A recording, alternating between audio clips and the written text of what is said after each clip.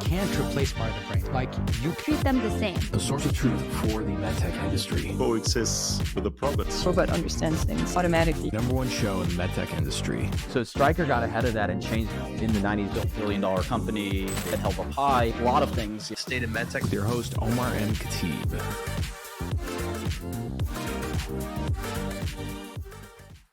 Hey everybody, welcome back to the show. And today's topic is an interesting one, which is sales training.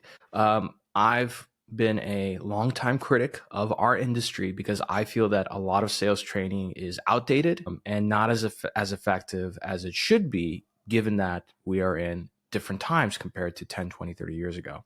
And so on that same topic, some of the fundamentals even, I believe, are not being taught very well from very large strategic companies down to startups. And it's unfortunate because I feel that so many companies have this notion that, yeah, our sales force is so important, and yet the investment in terms of training them is not there, including, if you think about most sales training in companies, it's really not true sales training. You get some clinical training and product training, but that was about it. And there's this sort of unspoken about assumption that every person knows how to sell. And so for those reasons, I wanted to have somebody on who has a tremendous reputation in the industry for sales training, and more importantly, the background for it. And that's Gene Nagel. Gene has a very deep history in medtech. He spent time at the famous U.S. Surgical, was over at Cadence, and then he was the VP of Training and Development for over 12 years at Intuitive Surgical before starting his own company, Team Support. You can learn more about their company and his training at teamsupportllc.com. So in this episode, Gene and I talk about the state of sales training in our industry, how to improve it, and many other topics. And on a different note, one of the things that I believe that needs to be part of sales training is how to sell digitally and remotely, which a lot of, if not all, salespeople in our industry have not been taught.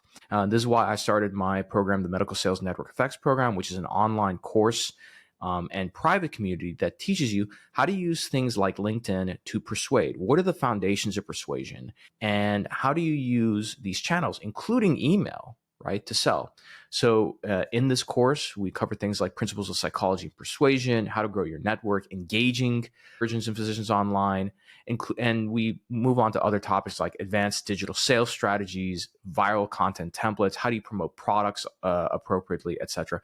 Plus, we have an amazing private community with not just reps, but CEOs and VPs who have gone through my program. The program at its peak was about $3,500. I've decided now to sort of make it more affordable for the masses. For being a listener of this podcast, you can get the course and the access to the private community and all these materials for less than $1,000, and you can even do it on payment plans. So go to digitalmedicalsales.com, www.digitalmedicalsales.com, and enter the discount code podcast2024. It'll give you a 60% discount. The price of the course will come right around, I think, $998, which is a great price. You know, if you get your tax returns this year, spend some of that money investing into yourself and invest in your future. If you don't like your current career, you don't like the results you're getting, the only person you have to blame is yourself. So take full accountability. Your growth is your responsibility, not your management, not your company, and go ahead and invest in yourself. And if you're a company or a sales leader who wants to perhaps purchase this for your team, by all means, you can just use that code. Or if you'd like, and let's say you have a team more than 10 people, shoot me a message. I'd love to talk to you and not only provide maybe a little bit of an extra promotional offer to you, but also maybe do some personalized training. So with that being said, let's get on to our episode with Gene Nagel. Enjoy. Hey everybody, welcome back to the show. An exciting topic today, one that we don't cover as much as we'd like on the show, mainly because, to be frank, there's not a lot of people that I think are true experts in this area, and that's about sales effectiveness. I think every CEO, especially as a startup CEO, you hire a sales team, you plug them in, you've done the research with the recruiter and find somebody that has won multiple President's Club, they come from a great background, and then 1, 2, 3, 4 quarters go by and you're not getting the results you want. So how do you fix that? So for today, I invited my good friend Gene Nagel onto the show. He's the principal and founder of Team Support, focuses on customer training and sales effectiveness. And more interestingly, at least from my perspective, aside from the fact that Gene came highly recommended from some really heavyweight people in the industry, Gene served as the head of training and development over at Intuitive Surgical during the building years from 2000 to 2000. And again, for the younger guys and gals who are listening to this show, I always say that if you find somebody who lasted through Intuitive in the early 2000s for more than a year, they're probably really good at what they do. So Gene, thanks for coming on the show. How are you doing? I'm doing great. Great. Thank you for having me. Good to see you. Yeah, great seeing you too, man. We've had a lot of great conversations, and so I'm glad we're able to make this work. So for those who may not know of you, can you give like a little bit of a background? What's your background and career in med device before we dive into the topic of today? Yeah, certainly. Yeah, I always tell people I'm getting old now. I'm in the 30 plus years in med device. I started way back in 1991 at US Surgical. I know you've interviewed a number of people from there, and I started like everyone did as a certified stapling technician. So in sales there in 91. And then I was there for 9 years. So I went from sales, I moved into management in their cardiac. They had for a short period of time, they had a cardiac division. And then I moved in-house for the first time into sales training as one of the directors of sales training. And then when my boss moved on to a different position, I ended up running sales training for a short period of time there. And then Intuitive Surgical came calling in early 2000, and I had never heard of robotic surgery because it didn't really exist. So they came out and talked to me in the summer of 2000. And first I said no. And then they came back again in the fall. And I started there in November 6th, actually, of 2000. And I came in as a senior director of training and development for them. And then I got promoted to vice president of training and development.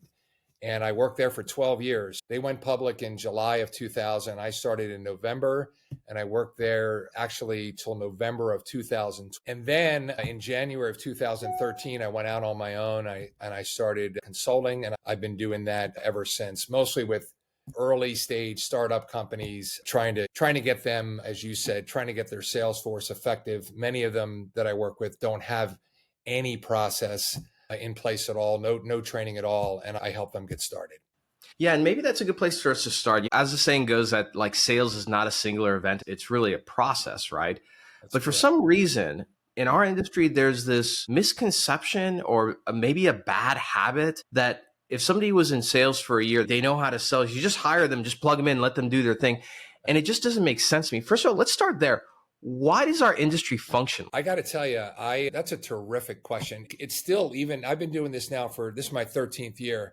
I'm still baffled by it. I just made an assumption that even some of these companies I work with are bigger. And I've actually worked with a couple of really large companies, and some of them didn't even have a process. It was more like you said, an event. I'm not entirely sure why. I think part of it is because you said, hey, if I hire a good salesperson, he or she will, quote, figure it out.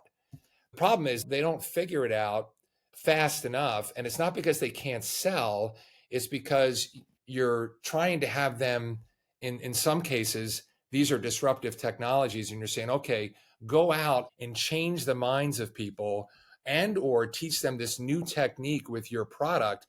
And they don't fully understand the technique. They don't understand the clinical application or the product. And so they can sell, but they just don't have enough education or information to be effective as quickly as possible. So they learn on the fly. And it is, like you said, it's a little bit baffling. Yeah, and I think correct me if I'm wrong, I think one of the problems with learning on the fly is that we're not selling like simple widgets for some like benign process. This is medicine. And so when you learn on the fly, there's just so many different angles and places that you can spend time learning, and you can spend time learning the wrong things. When you think about training for sales effectiveness, where does it all start? Yeah, I take companies, let me just say this. When I first left Intuitive, I had no intention of doing consulting for an extended period of time. I started getting phone calls, and a lot of people wanted to be like Intuitive. And so I wasn't planning on making this a career, but I sat back and I looked at it and I said, there is a process to this. And there's a methodology that I put in place that will transfer to other companies. And I still use it today. And basically the way I start is two big areas. First, what competencies do your people need to have to be effective in their jobs, right? And competency to me is pretty simple. They have to know what to do, and they have to know how to do it.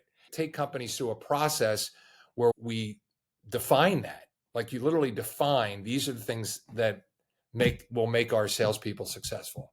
Then we pivot and say salespeople have to execute the sales process. And so do we have it defined? What does good look like? Who the people that do it and do it, how do they do it? And do we know? So I ask the companies, if they don't have a sales process, let's define it. And that simply is, what are the key steps from introduction all the way through to close? And then more importantly, what are the activities that they have to do that drive those steps? So you just don't say, let's say a step is, in a lot of med device companies, building clinical support. I've heard some of your interviews, we got to build that groundswell of clinical support. That's great. That's a step. But what are the activities that define being able to do that step? So let's say one of them is, I have to do the activity is a clinical discovery call. So that could be an activity within the clinical support step. Okay, what is that? What does good look like there? And then what tools, education tools, or what sales tools do we need to build to support that activity? So you actually have to take a real methodical approach, and you do that step, activity, and tool all the way through the process. And then, of course, you teach people how to do that. So that's it in a nutshell. There's a lot more to it, but simply put, that's how I approach it. When it comes to training, do you feel that, I think where companies try and save money, especially in early stage companies, that they'll assign this to like their VP of sales, or it's a combo of the VP and the VP of marketing. And it's like half put together training of, it's just like a grab bag of whatever you're lucky to get. And they're like, oh, we'll just go with this. And I think the problem is that when you do that, there's not too many leading indicators that it's not working. And then a year goes by, sometimes two. And then that's when they say, oh, like we should probably get help for this. You're spot on. Unfortunately, it's almost like in some cases, it's an afterthought. And to be honest, it really needs to be built into the culture of the organization, right?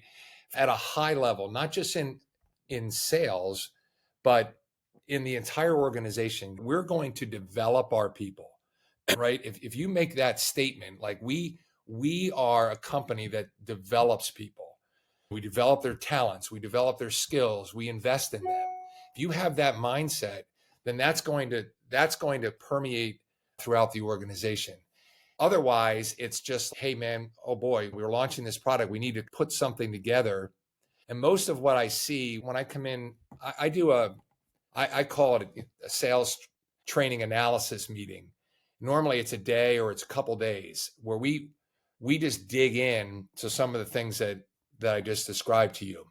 And part of that is me gathering all their information, say, okay, what do you have? And I have to immerse myself in their product and it's part of what I like. I learn all these clinical applications. I learn about these cool products that are coming out, but I also, of course, look at their training program. And most often it's not really a program. It's like orientation, right? You bring people in and you make them feel good, and you meet some of the leaders if you're lucky.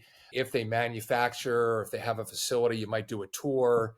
You might spend a little time understanding the product, hear from some engineers, and you go home. Very little companies that I work with actually define what we're teaching them to do. We're going to measure outcomes, and we're going to start with, what do we want them to be able to do leaving this process, and then how do we build on it? So it's mostly like I just described, more of a introduction versus a program. Yeah. And I think that what you described, I feel like that's pretty much what I see at every single med device company, which is like a 2 or 3 day sales training. And then everybody goes away. And then maybe you see everybody like once a quarter for the sales meeting. And maybe there's a little bit of role playing there, but then that's it. Yeah. When it comes to sales training, how often should a company be doing some form of sales education and training? Per quarter, per month, per week? What's the sweet spot that you recommend? Yeah, I don't think, honestly, and maybe I'm biased, I don't think it should end. The companies, again, it's part of their culture, and they're committed to developing the skills of people and making them better, and taking people. And if you look at the long game versus just the event that you described, the long game is, we're investing a lot of time and effort in, why in the world would you not foster that investment and then move them through your organization, right? If you're going to spend a lot of time bringing people in, man, wouldn't it be great if that person she or he became manager and then a director and on up through the organization. And so you have to look at it long-term and build upon it. At a minimum, most companies, by the way, don't have the appetite for it. They'll call me and say, hey, I need to put together this program. And I don't sign up for that. Frankly, I just say, look, no, we're going to have to go through this process at the very least and understand exactly what you want them to do, what they need to know, and what they need to be able to do. And once you have that, you can decide we can build something from there and look long term. But otherwise, I don't really even sign up for it. To answer your question, at a minimum, you should be thinking distance learning, which is really where you're going to learn most of your knowledge piece of it, right? The what to do. And you can teach some of that, most of that now at a distance. Because when you come in for a live training, that should be watching you, right? If you get a good solid background and we do some activities prior to you coming in to make sure that you're on the right track, live training should be validation and having you execute what we taught you from a distance and then pulling it through back out in the field. Because a lot of companies, they'll do a little distance learning and they'll do some kind of live training, but pulling it through to make sure it's stuck, that's where it takes a higher level of commitment. And a lot of companies don't. That's something I have to push them a little bit and tweak them to say, hey, let's pull it through now. We got a great start and let's continue from there. Yeah, and Gene, you've been doing this a lot longer than me. And so I have a hypothesis behind why I guess the industry is like this. I'm wondering how it lands with you. I feel even 10 years ago, med device sales wasn't as complex as it was today. Even me as a teenager, I remember I was able to just walk in the hospital and just tell people, hey, I'm here to watch Dr. Khateeb do a procedure. Nobody even asked who the hell I am. They're like, oh yeah, look, just grab some scrubs and go back there. And so I think like the old days of med device, it was the sales, it wasn't easier, but it was a lot more aggressive. It was very much like staying and living in the hospital and you get things done and you're able to move things a lot faster. And so this idea of like long-term training, continuous education, everything was like taking a back seat because it's like, hey, we'll just get the right guy or gal and plug them in, they'll get the results. But now we live in an age where the sales is a lot more complex. You're competing with more people because it's not just device now. You're competing with people. Like there are law firms with sales teams. And so I feel like with all these complexities now, there's a need for a more sophisticated, long-term, in-depth approach to sales training. And our industry is just not used to it. And I don't think they've gotten the message yet that, hey, if we're going to expect people to stick around and be successful here, like maybe it's worth investing in them. I think so. If you look, even the old days, if you look, I had the luxury or the blessing of working with some of the best salespeople in med device industry. I worked at US Surgical for 9 years and then Intuitive Surgical. And I was in sales and I would say I was okay at it, but the ones that were really good at it, they spent a lot of time and effort at it. And part of the reason I shifted my focus into training is I like sales, but I didn't want to invest as much time in that craft and the good ones did. So they were the ones reading the books, and this is even before YouTube, but they're reading the books. And then later, of course, they watch others. They had mentors. They were constantly challenging themselves and they were getting really good. And to your point, it's really more important than ever now to have that. Now, you may shift the focus of your training, right? Because the old days of going in and hanging out in the OR, I was that guy too. I would scrub in. If you remember US Surgical, we were taught literally how to scrub in, and I've scrubbed into procedures. I'm pretty sure that doesn't happen anymore. But the shift might be, and is just different skills. You still need to develop people. You're just developing them in different areas. When it comes to training, what's the cadence? Have a program, you fly people in, they do a 2 or 3 day in-person training and everything. After that, what's the cadence in terms of what you recommend companies that they should be doing on a daily/weekly basis, monthly, and then quarterly? What does that look like? And what does it comprise of? Yeah, it depends. And I'm saying this because it really does depend on a number of things. It depends on the complexity of the product, the complexity of this is why I define the sales process if they haven't done it already. How complex is the sales process? How many different customers do they have to touch? Some are pretty linear.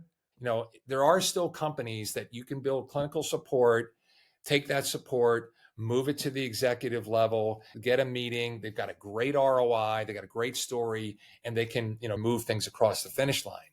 Others, it's multi-departmental, it's committee. And so depending on the complexity of the product and the sales process, the training process is going to mirror that, right? It's going to be more involved.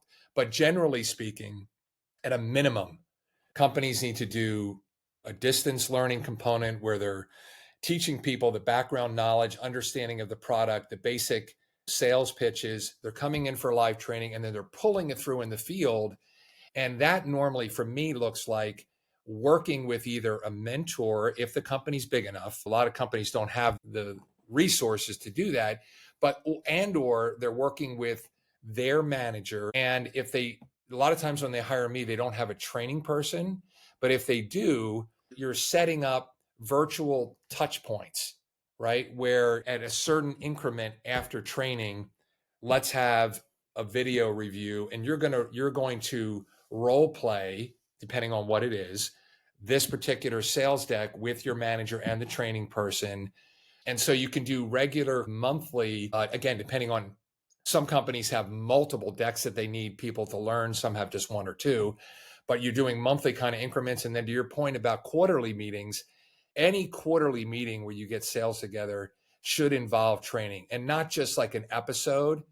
But the companies that are committed to it, they bring people in early, and they do a full day or a day and a half of training, because they've recognized that we've only gotten them to this point in their development when we did distance learning and live training, and now we need to build on that. Ultimately, you want people to become masters, right? Mastery of the content. You're not going to get that from bringing them in, watching them do it one time, and then setting them free. One thing I remember clearly from my days at Intuitive, we would train people on an executive sales deck over and over again. Even me, it would get to the point I go to my boss, say, hey, head of sales, what are we going to focus on? Let's talk about the gaps. What are you experiencing? And we had regular meetings about that, him and the VPs and the directors. Oh, we're going to do this again. We're going to do the executive presentation. I said, we just did that the last three. Yeah, we're going to keep doing it until they master it. So that, to me, that's a commitment that unfortunately, a lot of companies don't have. Gene, that's actually a really good point. And something I was going to ask is, one thing I've noticed, this is like an admission on my part, where one of my interests behind the early team at US Surgical, and then later on the early days of Intuitive, is this commitment to rigor and discipline to process, right? And I feel like that's very much lacking these days with a lot of med device companies. And again, this is getting a little like deep and metaphysical, but I just can't seem to understand like why that is. And I'm wondering if it's just because in the last decade, we've seen such a transformative shift in how we sell medical device technologies that maybe a lot of these practices haven't caught up. What's your take on it? It's a lot of work, right? And I'm not saying these companies are definitely not lazy. Most of them, like I said, are in this early stage where they've got so many things going on. They're just trying to, in many cases, I don't want to say stay afloat, but they're doing, as if you've worked in an early stage or startup company, they're juggling a lot of things. And this piece of it takes a lot of work. Do you think it's a commitment that some people don't necessarily recognize? If I'm going to put this much time and effort into it, what is my yield? And so I try to help them with that, help them understand the value of it. Do you think, I'm wondering, you made a comment and it just made me realize, I'm trying to think of like from an early stage founder's perspective, that you go through like a few years, like a real grind to get through your regulatory pathway. And that just wears you out. And by the time you're done, you're like, it's finally time to go commercial. I'm wondering if it's part of it is that they just don't have it in them to just go through another process of building something. It's just like, hey, let's just hire the people and just hit the market and see what happens. I wonder if that's part of it. Yeah, in some cases it could be. I think if you look at, and I've started real early, a lot of these companies I work with are still private. When they go to hire their commercial org, training's not included in that, right? It's not. It's right. VP of sales, it's VP of marketing, and then of course service. Even sometimes service isn't one of the early ones. And of course, all the other operational functions, finance, human resources. So training's not a part of that. So to your point earlier about hey man, we'll just throw training in under, it's either marketing or sales or a combination of both. It's an afterthought. Do you feel like it's a mistake? You're absolutely right. And now that you mention it, I feel like I see medtech companies hire like ahead of training after they have 20, 30 reps. It's almost like contingent on when we have more than 10 reps to train, then we'll hire head of training. But I feel like that position should be hired in as like almost, it should be part of the core commercial team. Like you have a VP of sales, VP of marketing, you should have a head of training that essentially serves as a bridge between the two. Is that, if you're setting up a med tech company, is that what you would do? 100%. I actually thought about that as, probably shouldn't say this, but as a business where you go to VCs and you say, look, this is what you're going to build your commercial org, and here's how you structure it. And I'm not saying that because I'm in training. I'm saying because it's a real need. And you hit the nail on the head. I'll work with these companies. They'll have anywhere from 5 to 10 or 5 to 20 reps.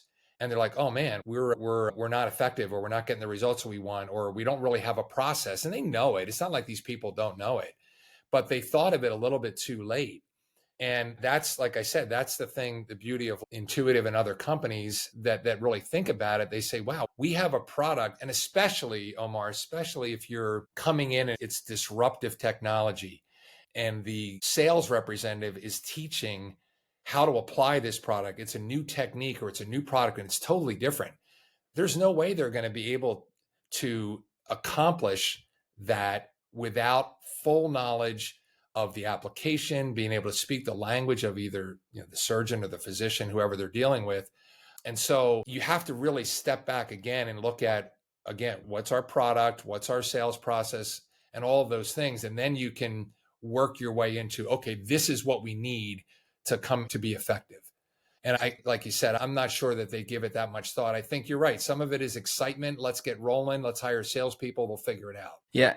Let me ask you, we have a lot of early stage founders and CEOs who listen to the show. When is the ideal time to hire a training manager who can grow into like head of training or something? Like, when is the right time to do it? When would you say it's too early to do it? I think that's a question that most CEOs have. Yeah. Part of the reason I've been able to do this for so long is these companies don't hire a training person, and they don't need to do it like right away, meaning, you definitely need to hire a head of sales for sure and a marketing person. And you don't need to come in and hire a vice president of training. I'm not suggesting that's overkill. I came in as a senior director of training at Intuitive, but you need to hire someone who's going to own it. And that could be a manager. And I think it needs to be early. Once you don't need to hire them ahead of FDA clearance, because you know how that works, but not long after, or right as you feel like you've got pretty good intel that you're going to get clearance, that's when you need to hire, in my opinion, either bring someone like myself in or other consultants or a training person, and they work with sales and marketing in the process that I described. So that's what I did. When I came into Intuitive, there was, let's see, my boss ran sales, Jim Alexi, who you had on your show. There was probably 3 or 4 salespeople. And then I came in, and that's what I did. I spent my time with marketing and sales saying, okay, and I think I probably still have the original meeting, my meeting notes. Okay, what do they need to be able to do? How are they going to do it? What's the sales process? We defined it in those early meetings. So that's when I think you need to bring in someone. Again, it doesn't have to be a VP, but it needs to be someone that's going to own that, really own it. Not just, like you said, get it handed around. Yeah. And for me, like for my background, it's really focused on marketing. I believe that if you have a product launch coming up, you need to hire that head of marketing minimum a year out, because they need to get situated in the role. They need to learn the product inside out. They need to learn the market. They need to talk to customers, all these different things. And then just the commercial launch effort alone, that's a minimum 6 months process, right? For you, let's say commercial launch is coming out. How far in advance would you recommend to a CEO, maybe not hiring out a training manager, but either hiring a training manager or engaging a company like yours? How many months out from the commercial launch of their first product would you recommend? Yeah, I'd say, and because I've done this a number of times, I'd say probably around 3 to 6 months. You can bring in a consultant which is what I would recommend to really figure it out. Because sometimes when you bring in a training person, here's what I found. Training people typically are either a clinical technical person, right? They really understand the product. Sometimes they're clinical engineers, but they don't have any sales experience, right? Or you have more of the classic sales trainer and they don't have the other side of it, right? So typically it's one or the other. And you need to be thinking about both, right? You need to be thinking about the clinical application, the technical aspects, and the sales piece. And consultant can help you with that to get you that early framework for your training process. And then a lot of times, frankly, my shelf life in a company is normally about a year and a half. So once we have everything set up, process, structure, and we do some runs of the program, at that point, they're usually building. And then sometimes I even help them find a training person. In fact, one of the last companies I work with, I help them find a training person and then I move on. So I don't know if that answers your question, but you need early kind of 3 months before you're going to get your clearance to set up the structure and the framework. And then from there, not long after, you should be hiring a person. It definitely does. And actually, it's similar to my recommendation to companies about marketing, which is a lot of times, I think consultants and agencies serve a very important role in the sense that before you hire somebody full time and you assign equity and benefits and all these different things, right? The problem is that, and I see this on the sales and marketing, especially the sales side all the time, is that you hire somebody, you commit equity, all these things, and it's not the right person and you lose a year. And so I feel like hiring agencies and firms is a really good idea at the beginning to lay the foundation. Plus, and I'm gonna use the marketing lens as an example. If you look at your standard, your typical marketing agency, that agency has set up campaigns 100 times more than even the best marketer you'll find out there, just because of the nature of their business. So I think that because of that, like there's so many different models for them to pick and retrofit and tailor to you. Same with your company, right? Like you've set up training programs for so many different types of companies that it's a little bit easier for you to get in and diagnose and prescribe what's like the right foundation at the beginning. Shameless plug for people like us, but there's a reason why like we serve like a very important part of the ecosystem, including for companies that just raised, let's say, a pre-seed or seed stage round. They're still cash strapped, so they can't be spending. A lot of the people you and I just talked about, those are 6-figure salaries plus equity plus benefits, so on and so forth. And minimum, they're around for a year before you realize that they're the wrong person. Yeah, you're 100% right. And someone that with experience can get them off to, get them started the right way versus, like I said, a lot of times I get a phone call and say, hey, we got a problem. And then we're coming back and we're starting over again, honestly. And this isn't being condemning to any of these companies. That's just how it is. But if you get someone in with the expertise, get you started on the right track, and then you grow into it. Like you can hire, most companies, I tell them when they're ready to hire someone, hire a manager or director level. Again, depends on how much training is required. If it's a heavy training requirement for their product because it's complex and it's multiple customers, and then you may have to hire a director level person. But you certainly don't need to hire a VP of training right out of the gates. I have another sort of a separate question that's interesting. I'm wondering if you've ran into this issue, is early on in a company's life cycle, whether it's the CEO who's, let's say, hired by the board, or it's the founder, right?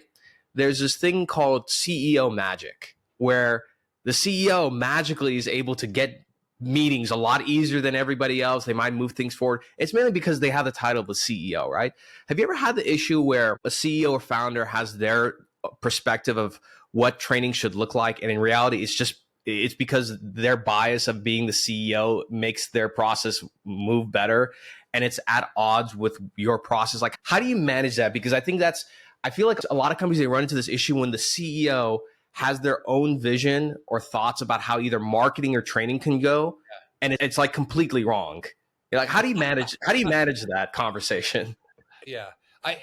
Now I've been, like I said, I've been doing this for 12 years, and I've actually went back and started looking like how many companies have I worked with, and it's over 50 now. It's approaching 55.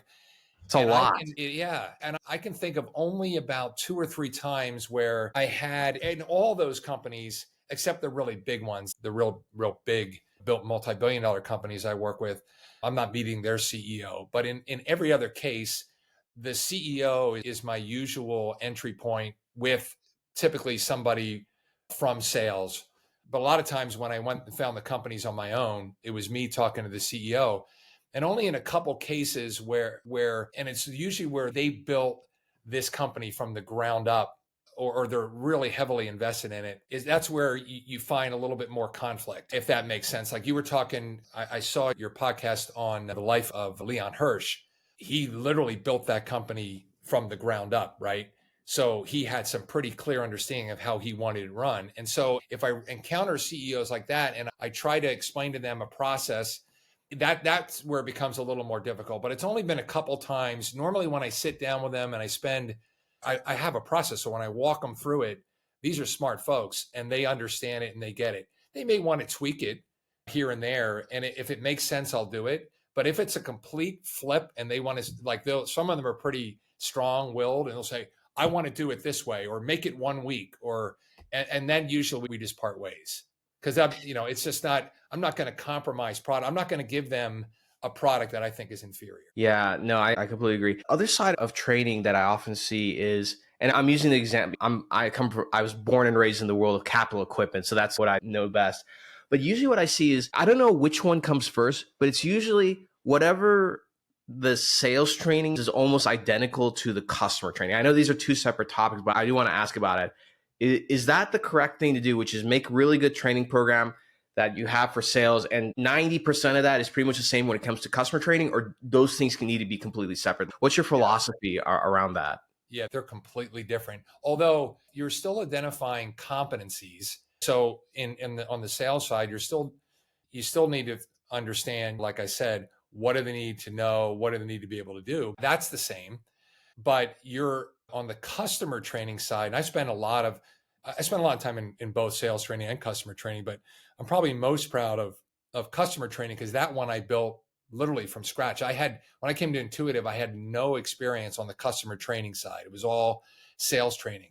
So here we had this complex robot, and we were, struggling getting customers to use it and have it stick.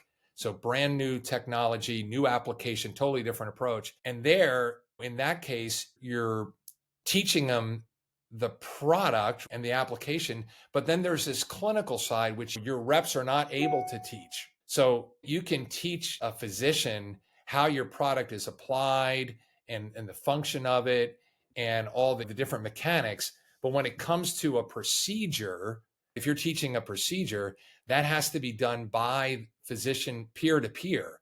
So you have to be thinking of a whole different level of how do we engage our early good users, and how do we take their information and transfer that? So now you're doing like a train the trainer, right? You're training physicians to train other physicians. And that's a whole different level. And of course, you're talking about, depending on the product, I work with a lot of software companies too, where this doesn't apply. But if you're talking about product that's being applied in tissue, okay, so how do you recreate that? Now, this is going to be something that's applied on a patient, and we're not going to be experimenting on patients. So how do we recreate that tissue application? What's the best way to do it? So there's a whole different level of complexity when it comes to the customer training side. Yeah, and I think there's, again, shameless plug, I can't help it. I think this is the benefit of engaging firms like yours or consultants, mainly because I think you can get away with it on the sales side, but on the customer training side, if you don't really think it through, you can end up with a great training process that can bankrupt you. Because it could be that, like, we need to fly people into a cadaver lab and they're going to do this and that. And those costs add up. Oh. And so you can spend time on a great training program that you don't think through. And then you realize, wait, our operating cost for this training program is a lot. Oh, it's astronomical. Without going into too much detail, when I first came into Intuitive, they were flying entire teams out to Sunnyvale and working on animate and cadaveric tissue. And I noticed, what I did is immerse myself. Let me watch what they're doing. They were spending a lot of downtime where, while the physicians were working, the nurses were standing around. And then while the nurses were doing setup and other things, the physicians were standing around, because it wasn't focused on the skills that they need to actually. So what I did was basically separate and say, okay, again, what do you nurses need to know and be able to do to be able to make this procedure go well. And then physicians, same thing. And then we bring them together and have them work as a team after the fact. But there's companies I work with now and have worked with that their training process is thousands of dollars. And so one of the important things is measurement of outcomes too, right? If you're going to spend that kind of money, what kind of yield am I getting? And what are the skills we're training them on, and how do we know they're able to do it? Which is a tricky thing, right? So you're 100% correct. Some of these training processes are very expensive and very little yield. Yeah. Yeah. And I experienced that myself early on at Mazor. The labs themselves just cost a lot of money. And so I think there's a lot of great Syndavers, like one where you can have like imitation tissue and sawbones and everything created. Absolutely. Yeah. You can develop models. But again, if you focus on skills, like a lot of times what I tried to do there, intuitive, was, look, you're not teaching a procedure, right? You're not teaching someone how to do a prostatectomy. They went to school for that, and they can talk to their peers. But what are the skills that transfer? So just as an example, when you're doing almost any surgical procedure, you have to transect, you have to dissect, you have to ligate, you have to approximate tissue, right? So if you look at strictly from a skill standpoint and say, okay, within this procedure, they dissect down to the tissue, they mobilize it, they ligate it, they divide it, they suture it, depending on what the application is. Hell, if those are the skills, I can teach them how to do all those skills in models, on simulators, or in tissue. And then once they know how to do ligation, dissection, transection, suturing, approximation, all of that, then they can do that same skill in the procedure that they already know how to do. And that's how you really have to really break it down into that, if that makes sense. No, it totally does. A rep's not going to teach someone how to do a procedure, or they shouldn't. Right. That's peer-to-peer. But if I give them all the skills, then they can transfer it into any application. No, that makes complete sense. Gene, I really appreciate you spending some time with us. And for those who are interested, either look Gene up on LinkedIn, or go to his website, Team Support. That's TEAM, Team Support LC. A couple quick rapid fire questions for you. Number one is, like, we both share a love for continuing education and continuing learning.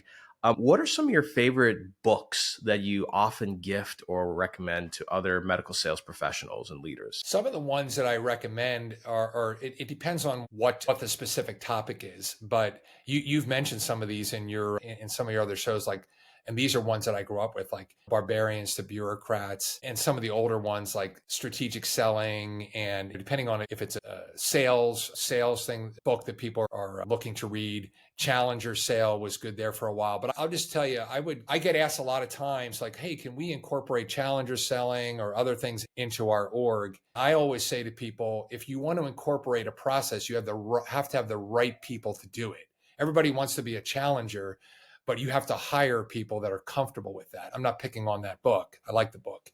But I like to build a sales process from the ground up, just like we did at Intuitive, because then it's something that will stick. Not that I don't believe in books. I do. I believe in continuous learning.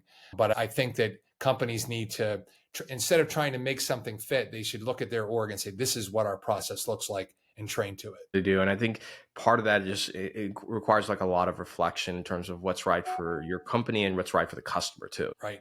Yep. So last question for you is, you're a small business owner like myself. We buy a lot of stuff off of Amazon. What's an interesting Amazon buy that you purchased in the last year or two that you feel is a great buy? It could be anything. You talking about business related? Anything related, just something cool that you bought off of Amazon. I don't know if this is cool, but I was spending a lot more time. I live in Arizona, right? But I've been spending a fair amount of time up in Utah. We're a big skier as well. Now that we have a place there, and so now that we have that place, I had to adapt to it because we're not far from a mountain. So I went on Amazon and bought these, I don't know what you call them. They're like tracks that you put under your car to get you out of snow, which I never thought. And I'm buying like towing gear in case my car goes off the road, because last year where we live, we had 600 and did record snow, 605 inches of snow. And we had 3 or 4 feet of snow on our driveway. And we only go up there on occasion. So I'm like, oh my God, I need to get all these kind of snow related. So Amazon, I was buying things that I never thought I would buy. Again, ways to get you out of snow. Again, I don't know if that's cool, but it was interesting it was new to me. I love it. For me, I think, I buy a lot of gadgets. I think one of the best Amazon buys I bought was this smart mug. I should get these guys as a sponsor, to be honest with you. Ember, if you're listening. So Ember, it's a smart mug. And if anything, it decreases the amount of caffeine you drink, because a lot of times you're filling up your coffee cup, not because you want more coffee, just you want hot coffee. How does it do that? Yeah, it's interesting. It's actually got a mechanism built into the mug, like an electronic mechanism that connects to your iPhone, and you set the right temperature. It's like it's the world's most expensive coffee mug. It's like $100, but it's worth. This is a great like analogy for the CEOs. Do a cost analysis. I did a cost analysis of how many times I get up to heat up my coffee, and those minutes add up. I'm like, this is ridiculous. I was like, I don't want to keep getting up, because you don't realize it, but those minutes add up. And I think I've bought back like maybe 30 minutes to an hour of my day. You just doing it. Yeah, Ember, give me a sponsor. I need a B2C sponsor for the show. Gene, look, I really appreciate you coming on the show. I'm definitely going to have you back on, because I'm sure I'm going to get a lot of inbound from the audience on this topic, because we don't get to cover it too often. So I really appreciate it. And for those who are listening, go give Gene a follow. Check out his website, teamsupportllc.com. I'm your host, Omar Khateeb, and this has been another episode of the State of MedTech. We'll see you all next time. Thanks for checking out this episode. If you want to do me a big favor and join so many other people who have helped grow this podcast, take a second and look below. If you're on Apple, give us 5 stars and write a short review. If you're on Spotify, just give us 5 stars. And if you're on YouTube, hit the like button. And most importantly, if you can, subscribe. We release so many different episodes that you may miss. Be sure to subscribe and turn your notifications on. You get extra points with me if you subscribe across all 3 channels. Thank you so much. And if you felt like this episode helped you, send this to somebody who'd really enjoy and appreciate it. Share and spread the love. We'll see you all next time.